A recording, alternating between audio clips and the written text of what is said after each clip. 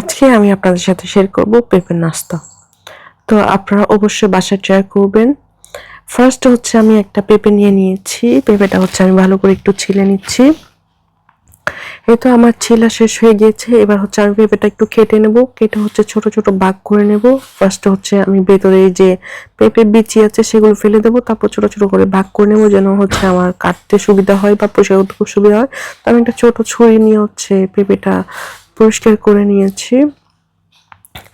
তো এইখানে হচ্ছে আমি সবগুলো পরিষ্কার করে নিয়েছি। এই তো আস্তে আস্তে করে আমি সব পরিষ্কার করে নিয়েছি। এখন হচ্ছে এরকম একটা গ্রেটার নিয়ে হচ্ছে আমি সবগুলো গ্রেটার দিয়ে গ্রেট করে নেব।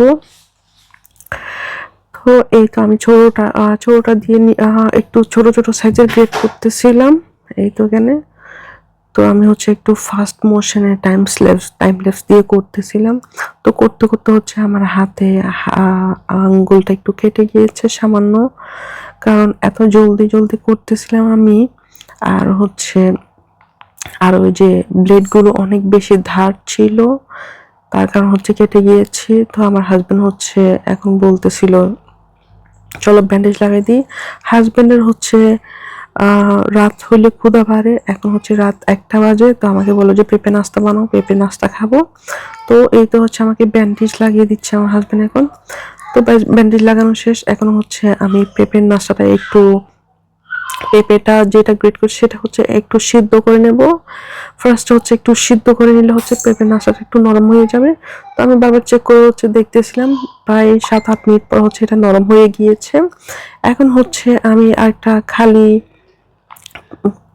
পাতিল দিয়ে দিয়েছি, সেখানে হচ্ছে বেশ করে ঘি দিয়ে দিয়েছি। এখানে ঘিতে আপনার চাইলে বাদামও ইউজ করতে পারেন। আমি হচ্ছে একটু করে ভেজে নিচ্ছিলাম। তারপর হচ্ছে পাশে জাল করা দুধটা আমি দিয়ে দিলাম। তারপর হচ্ছে এখানে আমি দিয়ে দিলাম নারিকেল, চিনি দিয়ে দিলাম। তারপর আমি হচ্ছে একটু ভালো করে সিদ্ধ করে নিলাম। সিদ্ধ বলতে কি দুধটা একটু বয়েল করে নিলাম, এই আর কি, ভালো করে একটু বয়েল করে নিলাম। তো পেঁপের ভেতরে হচ্ছে দুধটা একটু ঢুকলো। তো এখন হচ্ছে এটা টোটালি অপশনাল। আমি হচ্ছে দুধ পাউডার ইউজ করেছি এখানে। এটা হচ্ছে টোটালি অপশনাল, চাইলে ইউজ করা যায় আবার না চাইলে ইউজ না করা যায়, স্কিপ করা যায়। তো এটা হচ্ছে আমার অলমোস্ট হয়ে গিয়েছে। এ পর্যায়ে আপনারা আবার চাইলে হচ্ছে নারিকেল ইউজ করতে পারেন।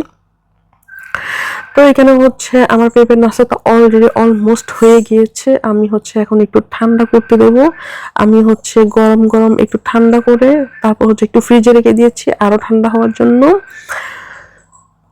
তো 2 ঘন্টা পর এই তো পেঁপের নাস্তাটা একদম ঠান্ডা হয়ে গেছে। এত মজা হয়েছে, আপনারাও চাইলে বাসায় এটা ট্রাই করতে পারেন। যদি ট্রাই করেন অবশ্যই কমেন্ট করে জানাবেন। আর আপনারা যদি আমার চ্যানেলটি নতুন হয়ে থাকেন, আমার চ্যানেলটি অবশ্যই সাবস্ক্রাইব করবেন। আসসালামু আলাইকুম।